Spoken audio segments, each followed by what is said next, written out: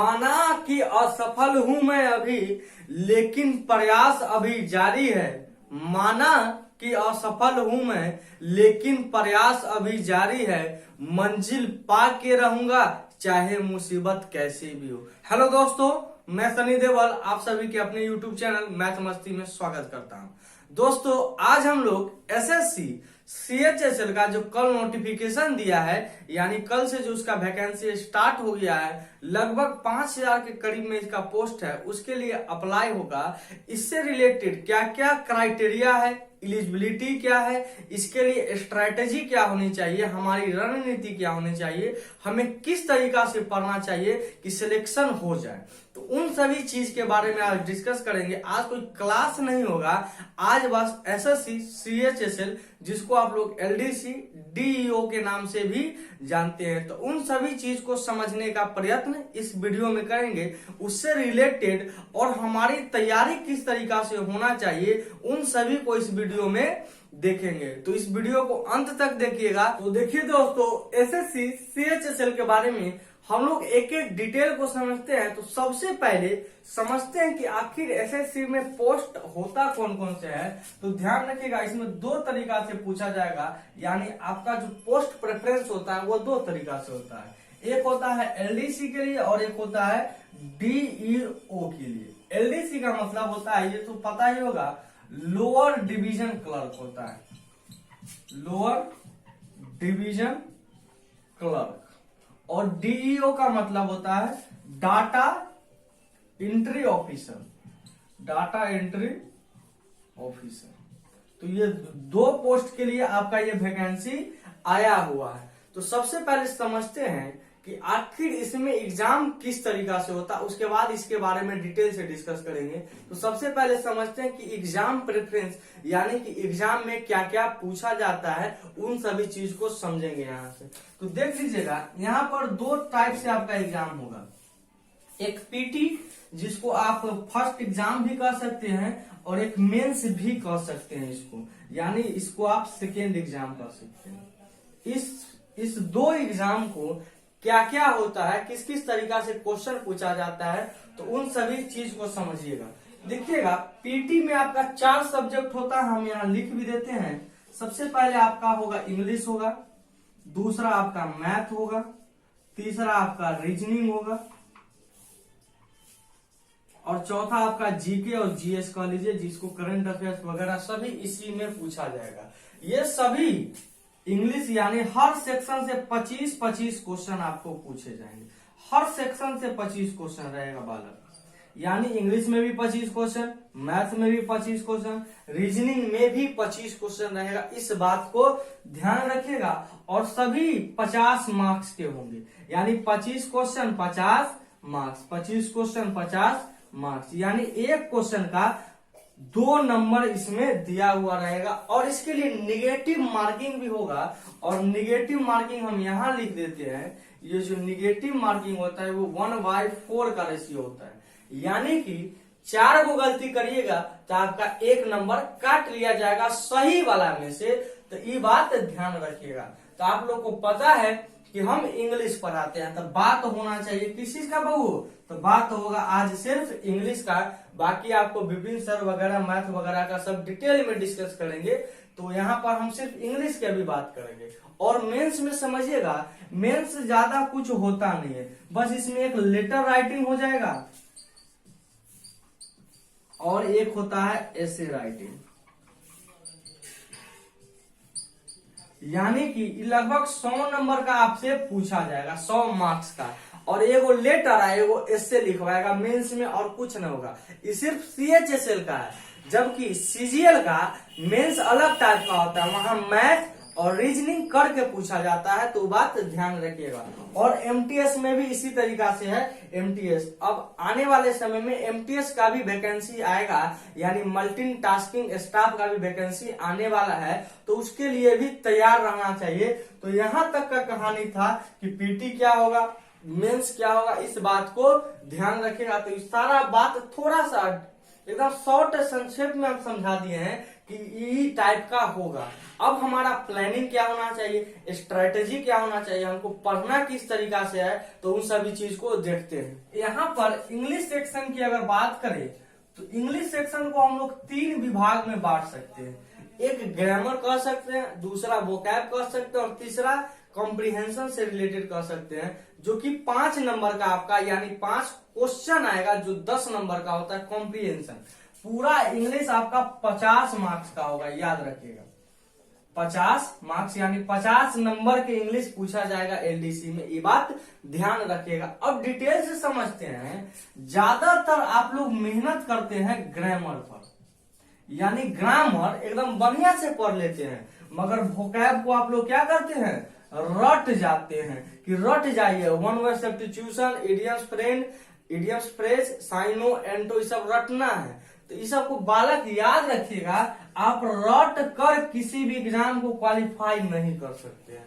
अगर समझदारी डेवलप कर लिए, अपना अंदर का स्किल डेवलप कर लेगा आप लोग, तब कोई कंफ्यूजन नहीं होगा, ये बात ध्यान रखिए। तो हम लोग का जो पिलर होना चाहिए वो ग्रामर के साथ साथ वोकैब का भी ज्ञान होना चाहिए, तब जाकर आप स्कोर कर सकेंगे यहाँ पर 40 प्लस। हम लोग का टारगेट ये रहेगा कि 40 प्लस स्कोर किया जाए इस वाले एग्जाम में, और मेरा मकसद यही होगा कि हर चीज को पढ़ाया जाए और बहुत ही बेसिक तरीका से पढ़िए ताकि कोई कंफ्यूजन न हो। एक चीज याद रखिएगा, अगर एग्जाम में आप बेसिक से पढ़ कर जाते हैं, यानी आपका बेसिक क्लियर है, तब वहां तक पहुंचने में आपको ज्यादा समय नहीं लगेगा, ये बात याद रखें। एक और चीज बता देते हैं कि आपका जो एग्जाम का नोटिफिकेशन दिया है वो लगभग अप्रैल 2021 बोल रहा है। कल से स्टार्ट हुआ है अप्रैल 2021 तक, यानी संभवतः पॉसिबिलिटी है, चांसेस है कि यहाँ तक एग्जाम हो जाएगा।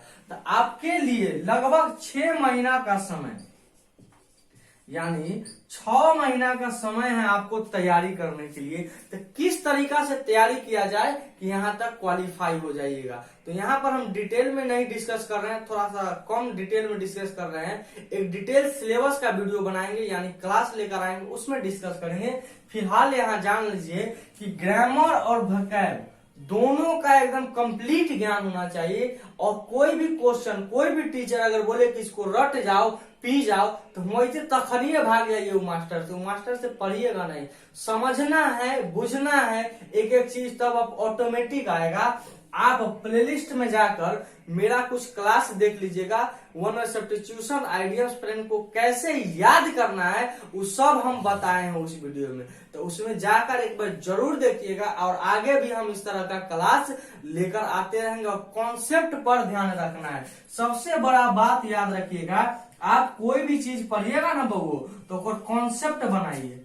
हर चीज का कॉन्सेप्ट क्लियर होना चाहिए। आप ग्रामर पढ़ रहे हैं, नाउन पढ़े, टेंस पढ़े, वॉइस पढ़े, नरेशन बने, तो उसको प्रैक्टिस तो करना ही करना है, साथ साथ उसका कॉन्सेप्ट भी क्लियर होना चाहिए। इस बात को ध्यान रखिएगा आप लोग। तो लगभग ग्रामर और वोकैब, और एक और बच गया आपका 5 मार्क्स का कॉम्प्रिहेंशन टाइप का पूछा जाता है, जिसको पैसेज कहते हैं। तो वो बात की बात है, जब ग्रामर और वोकैब आपका हो जाता है तो ऑटोमेटिक वो क्लियर हो जाता है, उसको अलग से पढ़ने का जरूरी नहीं होता है। तो ये दोनों को जब निचोड़ दीजिएगा, जैसे कपड़ा को निचोड़ते हैं, तो ये दोनों को निचोड़िएगा तो वही निकल के आता है, आपका पैसेज निकल के आएगा। और 2-3 नंबर का में रहेगा ऊपर से, 2-3 नंबर का क्वेश्चन दे ले रहता है, तो ये ध्यान रखिएगा। अब बात करेंगे इसकी एलिजिबिलिटी की, और इसके क्या क्या क्राइटेरिया है, उन सभी चीज के बारे में बात करेंगे। फिलहाल याद रखिएगा, आपको दोनों पार्ट पढ़कर जाना है। आपका 6 नवंबर 2020 से इसका साइट खुल गया है, यानी कि आप इस साइट को भर सकते हैं। यहाँ से जाइएगा, आराम से भरिएगा, कोई दिक्कत नहीं होगा। इसके लिए 2-3 वो पॉइंट होता है, वो बात हम संक्षेप में बता देते हैं, हर चीज क्लियर हो जाएगा। पहला याद रखिएगा, फी क्या होना चाहिए, इसका फी क्या है, तो हम बता देते हैं, जनरल हो या ओबीसी हो। जनरल और ओबीसी के लिए 100 रुपया रखा गया है, बाकी एससी ST या PH जो आपका शारीरिक रूप से अपंग है उसके लिए 0 रुपया रखा गया है, यानी कि कोई पैसा नहीं है, इस बात को ध्यान रखिएगा। तो ये हो गया फी स्ट्रक्चर। और इसके लिए योग्यता क्या होना चाहिए कि हमको होना क्या चाहिए, तो आपको होना चाहिए इसमें बहु 12th पास होना चाहिए। भारत के किसी भी रिकॉग्नाइज यूनिवर्सिटी या रिकॉग्नाइज कॉलेज के साथ, यानी जगह सर्टिफिकेट मिलल है, जो मान्यता जिसको मिलल है, उससे 12th पास होना चाहिए। अब 12th पास होना चाहिए तो फर्स्ट डिवीजन, सेकेंड डिवीजन और थर्ड डिवीजन इसमें नहीं पूछा है। परसेंटेज का कोई बात नहीं किया है कि हमको कितना परसेंट चाहिए तभी फॉर्म भरिएगा, नहीं तो नहीं। बस 12th पास है, आप इसके लिए योग्य है, जाइए भरिए, कोई कंफ्यूजन नहीं होगा। और लगभग अगर आप देखिएगा तो 1 महीना के करीब ये पोर्टल आपका खुला रहेगा, यानी 1 महीना इस साइट खुलल रहेगा, आराम से 1 महीना तक फॉर्म भरिए। लगभग 20-25 दिन होता है, तो आप मान के चलिए इतना दिन होगा ही होगा। 20 दिन होता है, ऐसे 20 दिन, कभी कभी 1 महीना भी देते रहता है, तो उस बात को ध्यान रखिएगा। तो ये फी स्ट्रक्चर हो गया, एलिजिबिलिटी हो गया। अब एक और चीज समझ लीजिएगा कि इसके लिए एज क्या होना चाहिए। एज भी एक सबसे बड़ा मैटर होता है कि इसका उम्र क्या होना चाहिए। तो इसका जो उम्र दिया है 18 से 27 साल तक दिया है, यानी जो भी विद्यार्थी 18 क्रॉस कर चुके हैं, जो 18 टप गए हैं, जो इस बार भी फॉर्म भरे हैं, इंटर पास किया और 18 टप गए हैं, वो इस फॉर्म को भर सकते हैं। और मैक्सिमम उम्र आपका 27 साल लिखा गया है, ताकि एज का भी छूट है। अगर जिस कास्ट से आप बिलोंग करते हैं, जनरल, OBC, SC ST, अगर उसमें छूट है तो यहाँ पर छूट दिया गया है, इस बात को ध्यान रखिएगा। तो वो दिया गया है आपके कास्ट के अकॉर्डिंग, आपके शारीरिक बनावट के अकॉर्डिंग छूट दिया गया है, तो इस बात को ध्यान रखिएगा। और समझ लीजिएगा आपका जो एग्जाम होगा, याद रखिएगा एग्जाम जो होगा आपका PT जो होगा वो आपका 1 घंटा के लिए होता है। 1 घंटा है और आपको 100 क्वेश्चन को हल करना है। सबसे बड़ा टर्निंग पॉइंट और मेजर पॉइंट यही होता है कि 1 घंटा में 100 क्वेश्चन आपको डील करना है, तभी आपका रिजल्ट हो सकता है।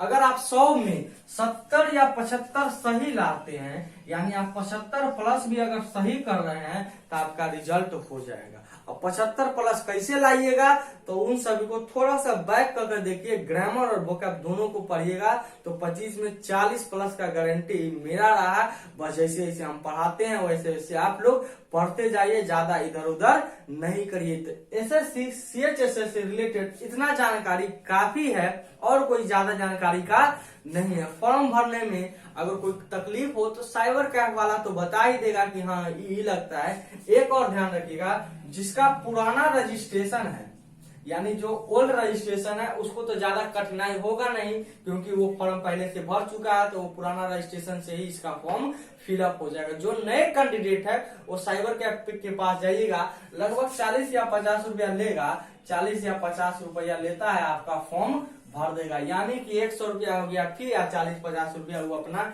चार्ज लेगा, 150 रुपया में आपका फॉर्म भर देगा। SC ST को तो खाली ई लेगा, फी वाला पैसा नहीं लेगा।